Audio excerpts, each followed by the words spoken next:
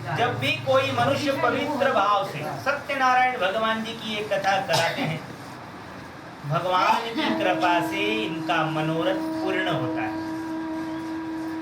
एक समय नैमिषारण्य में 88,000 ऋषि मुनि इकट्ठे हुए। सारे ऋषियों ने सूत जी से पूछा, हमारे संसार का कल्याण किस प्रकार होगा? सूत जी महाराज कहते हैं, जो तीर्थ में स्नान करते, जो अग्नि में हवन कराते, जो दान धर्म करते हैं, भजन करते हैं, उपवास करते हैं, उनका कल्याण होता है। ऋषियों ने प्रार्थना करी, मुनीश्वर, भगवान की भक्ति में तो शास्त्र का ज्ञान होना चाहिए, वेदों की विद्या समझ में आनी चाहिए। बहुत सारे मनुष्य शास्त्र नहीं समझते, इसलिए सरल उपाय बताओ। सूत जी महाराज ने कहा, सरल उपाय तो नारद जी ने विष्णु भगवान से पूछा था। सूत जी ने कहा कि एक बार योगी राज नारद जी पृथ्वी पर आए। नारद जी ने देखा धरती पर जितने मनुष्य हैं सब दुखी रहते हैं। नारद जी ने विचार कर लिया कि विष्णु लोक जाना पड़ेगा। विष्णु भगवान मनुष्यों की समस्याओं का समाधान करते हैं। तो नारद जी विष्णु लोक में आए। इनको विष्णु भगवान जी का दर्शन हो गया। विष्णु भगवान जिनके एक हाथ में शंख है, दूसरे हाथ में चक्र है, तीसरे हाथ में गदा है, चौथे हाथ में पद्म है, वनमाला पहने हैं, दिव्य स्वरूप नारद जी ने देखा।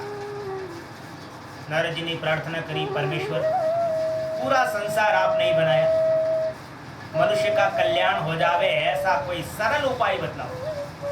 और विष्णु भगवान कहते हैं, नारद, जो सत्य पर चलेगा, सत्य कर्म करेगा, सत्यनारायण भगवान जी की कथा करावेगा, उनका मनोरथ पूर्ण होगा। जीवन का जब अंतिम समय आवेगा तो मोक्ष होगा। नारद जी ने प्रार्थना करी, भगवान कथा का विधान बताओ, कथा किस प्रकार से करवाते हैं? तो विष्णु भगवान कहते हैं, सत्यनारायण भगवान जी की कथा जब घर में होती है तो स्थान शुद्ध होता है, इसलिए पवित्र भाव से कथा करानी चाहिए। भगवान जी की झांकी बनावे, आम के पत्ते लगावे, केले के खंभ, घी, दूध और गेहूं सवाया लेना चाहिए और भक्षण योग्य पदार्थ भगवान को अर्पण करने चाहिए। भगवान से प्रार्थना करें, भगवान मेरे द्वारा दिए हुए सामग्री स्वीकार करो, मेरे जीवन की रक्षा करो। कथा हो जाए फिर भगवान का भजन कीर्तन होने चाहिए, ब्राह्मणों को भोजन कराना चाहिए और भगवान का ध्यान करते करते समय बिताना चाहिए। तो जब भी कोई मनुष्य पवित्र मन से कथा कराते हैं, भगवान की कृपा से इनके मनोरथ पूर्ण होते हैं। अरे विशेष करके कलियुग में सत्यनारायण भगवान जी की ये व्रत कथा विशेष फलदायिनी होती है। इति श्री सत्यनारायण व्रत कथा प्रथम अध्याय समाप्त। बोलो सत्यनारायण भगवान की जय।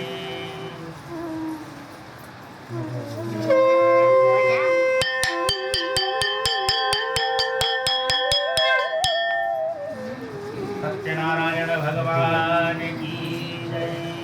सूत जी महाराज कथा सुना रहे हैं। काशीपुरी नगरी में गरीब ब्राह्मण महाराज वर्षों से तपस्या कर रहे थे। एक दिन भगवान जी को बड़ी दया आ गई। बूढ़े ब्राह्मण बनकर भगवान जी आए हैं। गरीब ब्राह्मण महाराज जी को कह दिया कि सत्यनारायण जी की कथा कराओ। अरे घर में कथा होती है तो शंख ध्वनि होने से मनुष्य का पाप नष्ट होता है। कथा में भगवान की जय जयकार जब होती है तो मनुष्य का पुण्य प्रकट हो जाता है और तुम्हारे घर भी जब कथा होगी तब तुम्हारा भी समाधान। कथा का विधान बदलाया। बूढ़े ब्राह्मण का रूप बनाने वाले भगवान जी अंतर ध्यान हुए। गरीब ब्राह्मण महाराज घर गए, भगवान से प्रार्थना की, परमेश्वर सत्यनारायण भगवान जी की कथा तो मुझे भी कराना है, लेकिन मेरे पास तो धन का बड़ा अभाव है और कभी आपकी कृपा दृष्टि हो जाए उस अभाव को आप ही पूर्ण करोगे। जिस मनुष्य को भगवान जी पर श्रद्धा हो जाती है तो भगवान जी उनके कार्यों को बिगड़ने ही नहीं देते। गरीब ब्राह्मण महाराज जी ने कथा का संकल्प कर लिया, भिक्षा के लिए घर से निकले। भगवान जी की कृपा पहले से ही थी, बहुत प्रकार से धन मिल गया। तब इन्होंने बड़े प्रसन्न भाव से सत्यनारायण भगवान जी की कथा कराई। अरे कथा का ऐसा पुण्य मिला कि गरीब ब्राह्मण महाराज गरीब ही नहीं रहे और कष्ट का ही निवारण हो गया। बहुत समय तक सुख होगा। जीवन का अंत समय आया तो स्वर्ग मिल गया। अब ऋषियों ने पूछा, मुनीश्वर सत्यनारायण भगवान जी की कथा तो बहुत सारे लोग करवाया करते हैं, उनको कौन सा फल मिलता है? पुराण वेत्ता सूजी ने कहा, जिनके घर भी कथा होती है उसको पुण्य तो जरूर मिलता है। सूजी कहते हैं, एक बार ब्राह्मण महाराज कथा करा रहे थे और उस समय उनकी मकान के सामने से बूढ़ा लकड़हारा भी जा रहा था। लकड़हारे को बड़ी प्यास लग रही थी, इसने लकड़ी के गट्ठड़ को नीचे रख दिया। लकड़हारा महाराज जी से पूछने लगा, पूजा पाठ से कौन सा फल मिलता है? तो ब्राह्मण महाराज जी ने कह दिया कि यहाँ तो सत्यनारायण की कथा हो रही है। अरे जहाँ कथा होती है भगवान की, वहाँ पर मंत्र का उच्चारण होता है, सत्संग होता है, भजन होता है, दान धर्म होता है। जो कथा ध्यान से सुनते हैं उनको भी पुण्य मिलता है। अरे मेरे घर धन धान्य की बढ़ोतरी भगवान की कृपा से हो गई। लकड़हारे ने चरणामृत लिया, भगवान जी का प्रसाद लिया, आनंद के साथ घर पहुंच गया। लकड़हारा घर गया, रात भर नींद नहीं आई। भगवान जी का ध्यान कथा का चिंतन करते करते सुबह हो गई। लकड़हारे ने स्नान किया, भगवान का ध्यान किया और संकल्प कर लिया, हे प्रभु परमेश्वर, मैंने जीवन का मर्म समझ लिया है। अब मुझे सत्यनारायण भगवान जी की कथा करानी है और मेरे पास एक लकड़ी का गट्ठड़ पड़ा है, उसको बेचने पर जो भी धनराशि मिल जाएगी तो मैं सत्यनारायण भगवान जी की कथा करवाऊंगा। लकड़हारा लकड़ी बेचने घर से निकला। भगवान भगवान का जाप करते हुए लकड़हारा धनवान लोगों के नगर में आ गया और धनवान लोगों ने देखा बहुत दुर्लभ लकड़ियां लाया है। लकड़हारे को लकड़ियों का दाम पहले दिनों की अपेक्षा कई गुना ज्यादा धन मिल गया। लकड़हारा बड़ा प्रसन्न हुआ, आज भगवान की कृपा हो गई, इतना धन मिल गया। लकड़हारा घर गया है, विद्वान आचार्य महाराज जी को कथा का निमंत्रण दिया।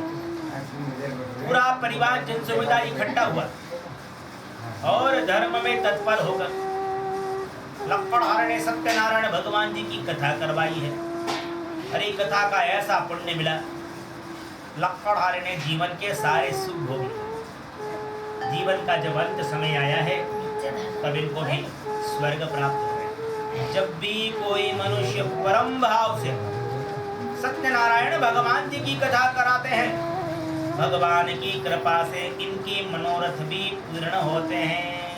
इति श्री सत्यनारायण व्रत कथाम दूसरा अध्याय समाप्त। बोलिए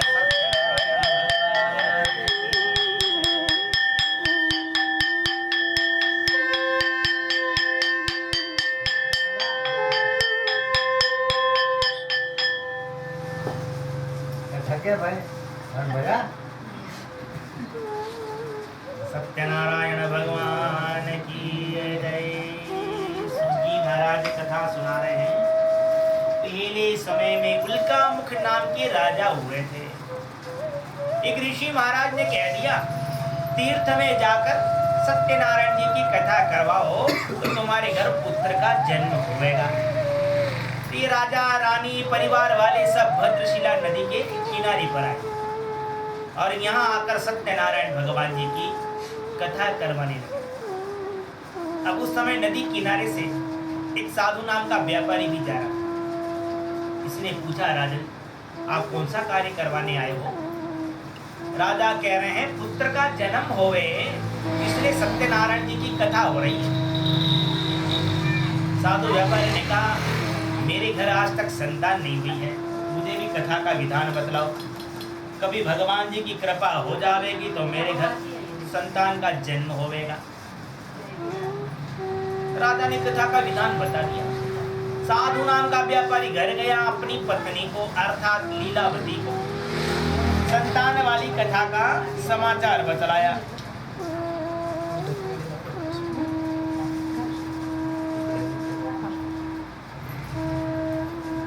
साधु व्यापारी ने और लीलावती ने भगवान से संकल्प किया, परमेश्वर आज तक हमारे घर संतान का जन्म नहीं हुआ और कभी आपकी कृपा से हमारे घर संतान का जन्म हो जावे तो सत्यनारायण भगवान जी की हम कथा करावेंगे। अब एक दिन भगवान की ऐसी कृपा हुई, ये लीलावती संसार के धर्म में प्रवृत्त हो गई और भगवान जी की कृपा से इनके घर सुंदर कन्या का जन्म हुआ। दिनों दिन कन्या ऐसे बढ़ने लगी जैसे शुक्ल पक्ष में चंद्रमा बढ़ता है। कन्या का नाम कलावती रख दिया। लीलावती बहुत मीठे वचनों से पतिदेव को कह रही है, देखो भगवान की कितनी बड़ी कृपा हो गई। संकल्प लिया, कन्या का जन्म हो गया। अब सत्यनारायण भगवान जी की कथा करवाओ। साधु व्यापारी कह रहा है कथा करावेंगे, जब इसका विवाह होएगा तब सत्यनारायण जी की कथा होगी। ऐसा कहकर व्यापार करने लगा। कलावती पिता के घर बड़ी होने लगी। बहुत समय बीत गया, कलावती की उम्र विवाह के लायक। साधु व्यापारी को बहुत चिंता हुई। दूत को कहा देखो कलावती के लिए कोई वर की तलाश करो। तब दूत लोग कंचन नगर गए, बड़ी खोज करी, देखभाल करी है। कलावती के लिए सुंदर सुशील मणिक पुत्र ढूंढ कर लाए। साधु व्यापारी ने देखा, बहुत प्रसन्नता के साथ कलावती का वैवाहिक रिश्ता वो लड़के के साथ तय कर दिया। फिर परिवारजनों के साथ में, कुटुंबियों के साथ में, धर्म में तत्पर होकर कलावती का विवाह वो लड़के के साथ। लेकिन दुर्भाग्य के कारण विवाह के समय पर भी वो कथा कराना भूल गया।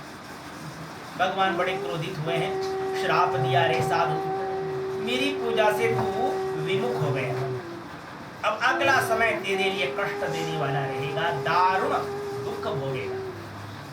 साधु व्यापारी ने कन्या का विवाह किया, जमाई जी को भी साथ में ले जाने लगा। एक दिन ससुर जमाई चंद्रकेतु राजा के नगर में व्यापार कर रहे थे। भगवान जी की माया से कोई चोर लोग राजा का धन चोरी कर रहे थे। मायावी चोरों ने राजा का धन चोरी कर लिया। उस धन को ससुर जमाई के पास छोड़कर भाग गए। पीछे से राजा के दूत लोग आई, देखा हमारी राजा का धन व्यापारियों के पास में। इनको चोर समझकर बांधकर राजा के पास ले गए। राजा ने इनको कारावास में डाल दिया, इनके पास का धन भी छीन लिया। भगवान का श्राप मामूली श्राप नहीं होता, इसका परिणाम तो पूरे परिवार को भोगना पड़ता है। इनके घर जो कुछ सामान रखा था चोर चोरी करके ले गए। तब लीलावती कलावती भिक्षा मांगने लगी, परिवार पर संकट आ गया। एक दिन कलावती भिक्षा मांग रही थी, रास्ते में देखा सत्यनारायण जी की कथा हो रही है। कलावती प्रसाद लेकर घर पहुंची। लीलावती ने पूछा आज बड़ी देर हो गई। उसने कहा माता रास्ते में सत्यनारायण जी की कथा हो रही है। और लीलावती को पहली बात याद आ गई, कथा का संकल्प वर्षों पहले हमने भी लिया था, आज तक हमारे घर कथा नहीं भी। भगवान जी रुष्ट हो गए। नौबत भिक्षा मांगने की आ गई। तेरे पति और पिता भी गए हैं तो वापस ही नहीं आए। अब जब हमारे घर कथा होगी तो समाधान होगा। तो लीलावती ने दूसरे ही दिन कथा का विचार कर विद्वान आचार्य महाराज जी को बुलवाया है। परिवार इकट्ठा हुआ और धर्म में तत्पर होकर इनके घर सत्यनारायण भगवान की कथा। लीलावती ने भगवान से प्रार्थना करी, परमेश्वर वर्षों पहले का जो संकल्प था वो आज हमने पूर्ण कर दिया। हमारे अपराध को भी क्षमा करना भगवान, और एक हमारे ऊपर कृपा भी करना कि मेरे पति और जमाई जल्दी से घर आ जाएं, ऐसी कृपा करना भगवान। भगवान बहुत प्रसन्न है। राजा चंद्रकेतु को स्वप्न में समझा रहे हैं भगवान, अरे राजन तुमने निर्दोष लोगों को कारावास में रखा है, उनको तुम सुबह ही मुक्त करो। तब राजा ने एक सभा रखी, दोनों महानुभावों से कहा देखो भाइयों, दुर्भाग्य से तुमको दुख मिल गया था, अब हम आपको बंधन से मुक्त करते हैं, तुम अपने घर को जाओ। राजा ने जितना धन छीन लिया दुगुना धन दिलाया। नए नए वस्त्र, आभूषण, धन धान्य, 9 प्रकार के रत्न दिए और बड़े आदर के साथ में इनको विदा कर दिया। इति श्री सत्यनारायण व्रत कथा 3रा अध्याय समाप्त। बोलिए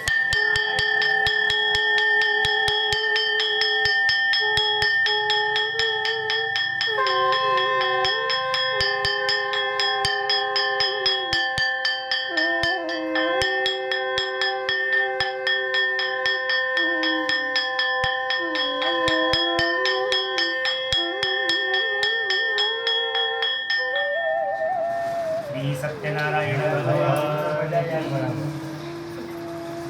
सूजी महाराज कथा सुना रहे हैं। ससुर जमाई को पूरा धन मिल गया, वस्त्र मिले, आभूषण, धन धान्य, 9 प्रकार के रत्न, बड़े आदर के साथ इनको विदा किया। सूजी महाराज कहते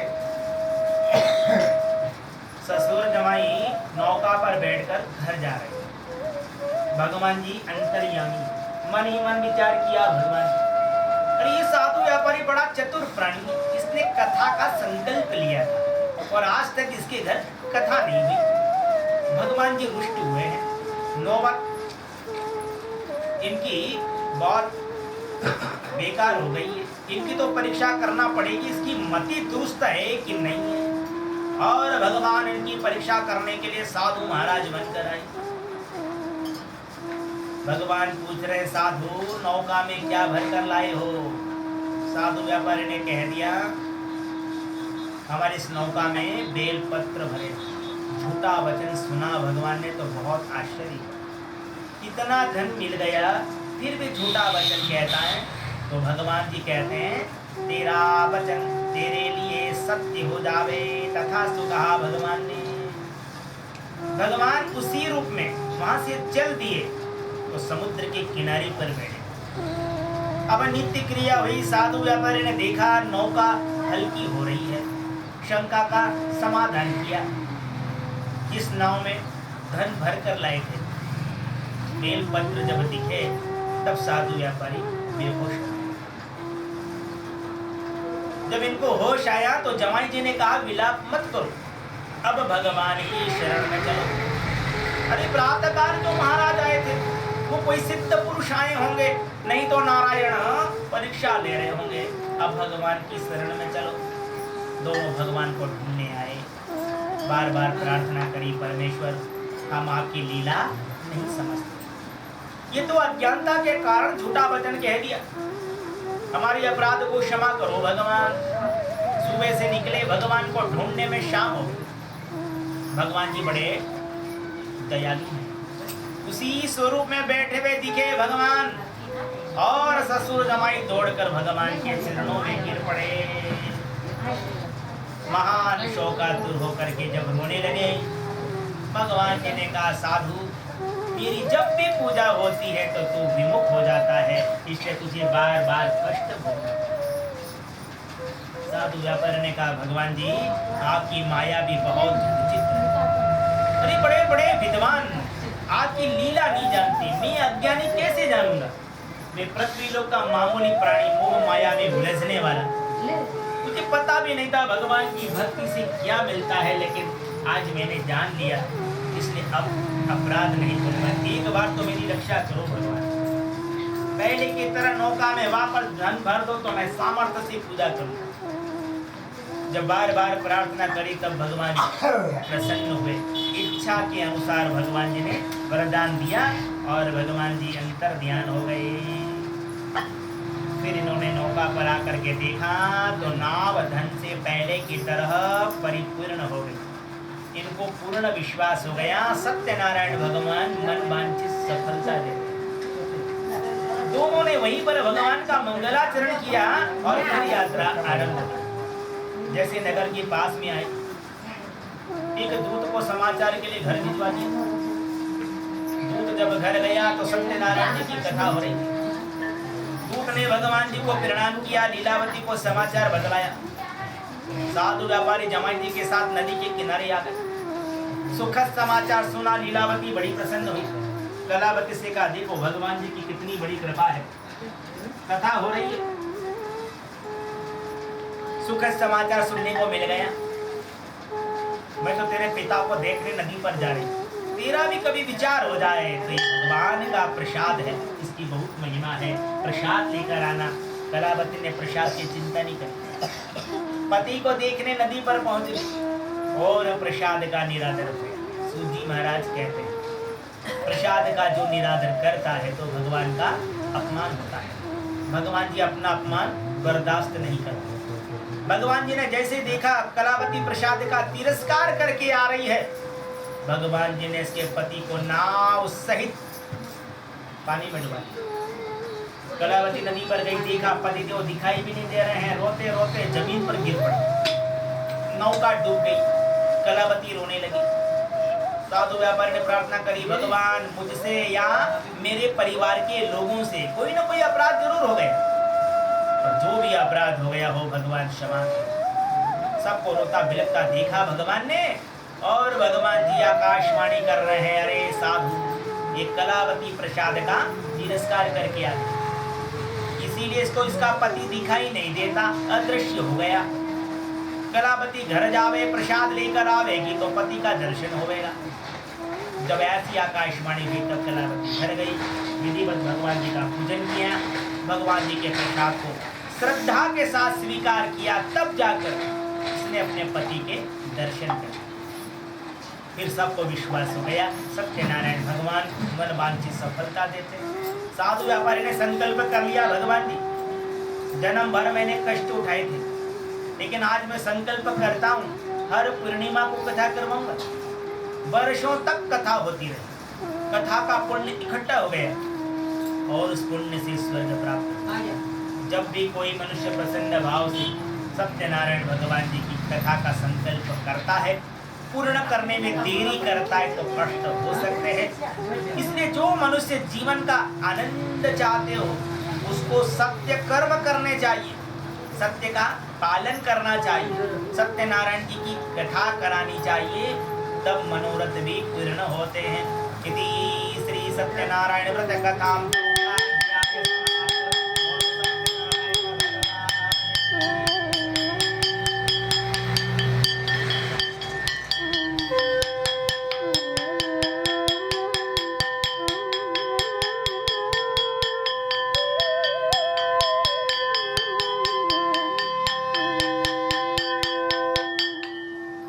सत्यनारायण भगवान की प्रसाद।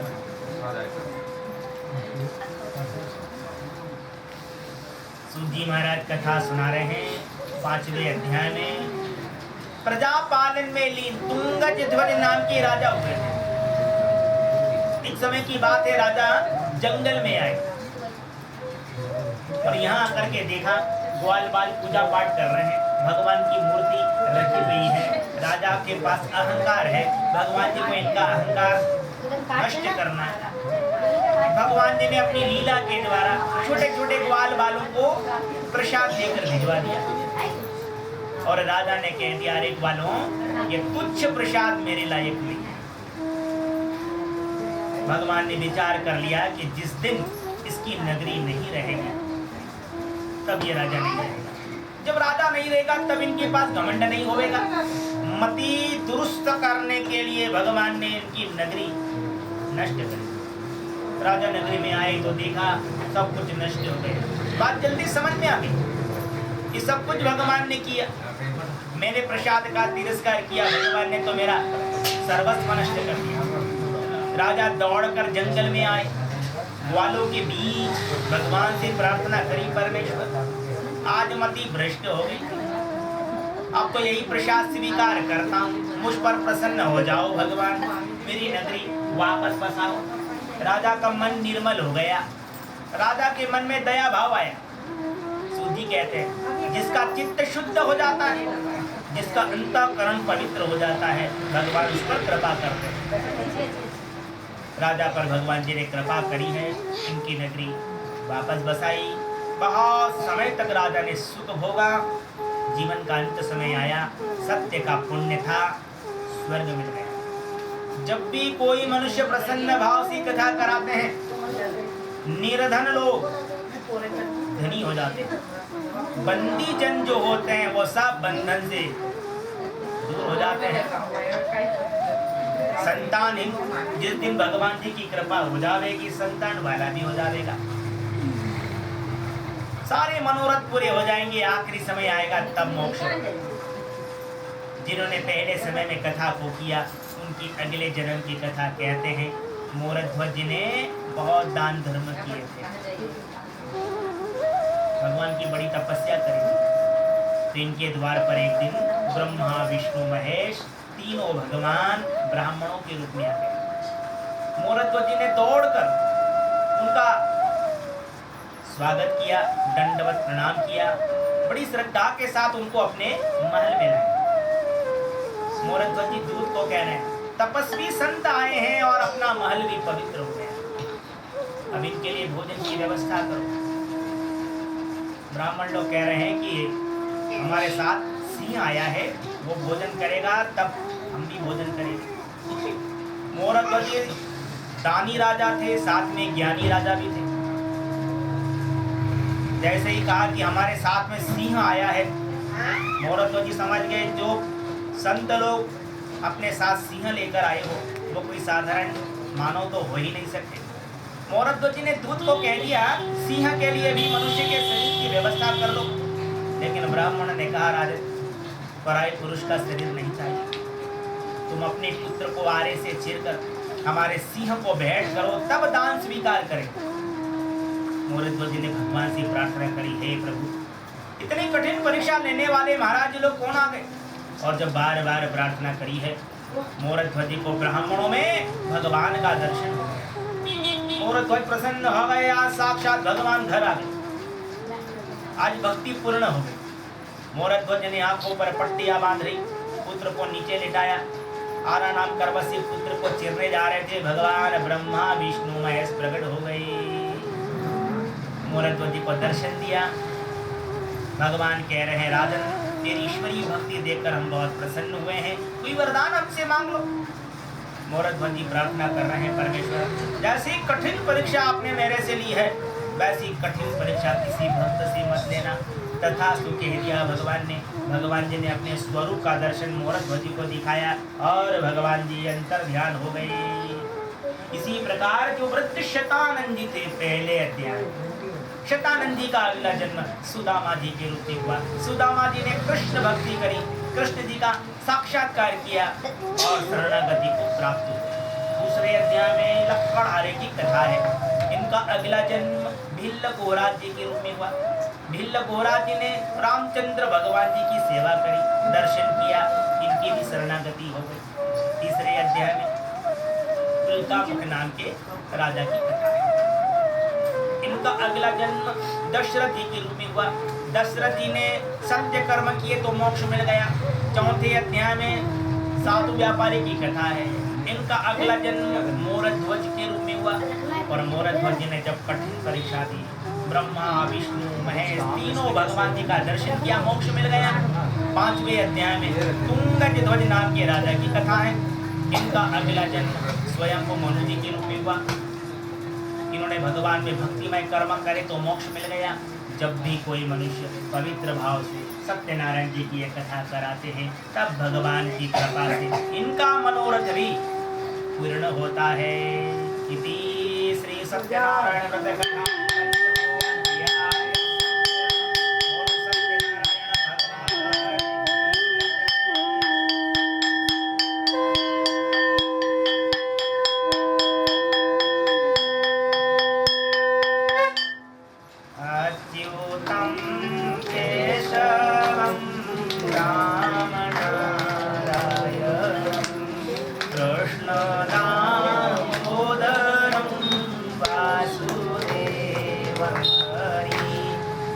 Hare